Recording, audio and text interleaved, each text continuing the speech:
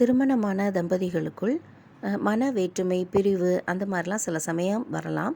அந்த மாதிரி இல்லாமல் ஒற்றுமையாக வாழ்வதற்கான பலன் தந்த ஒரு பரிகாரம் தான் இது. இந்த பூஜையில் நம்ம விளக்க சுற்றி வர்ற மாதிரி இருக்கும். அதுக்கான ஒரு இடத்த ஏற்பாடு பண்ணிக்கோங்க. அதில் கந்தன் குடும்பத்தோடு இருக்கிற ஒரு படத்தை வச்சு அவருக்கு முன்னாடி குத்து விளக்கோ இல்லைன்னா காமாட்சி விளக்கையோ சந்தனம், குங்குமம், பூவெல்லாம் வச்சு அலங்காரம் பண்ணி நெய் தீபம் ஏற்றணும். கிழக்கு முகமாக அந்த தீபம் எரியணும். முருகன் பாடல்களை மனதார பாடிட்டு 9 முறை விளக்க சுற்றி வந்து 12 முறை நமஸ்காரம் செய்யணும்.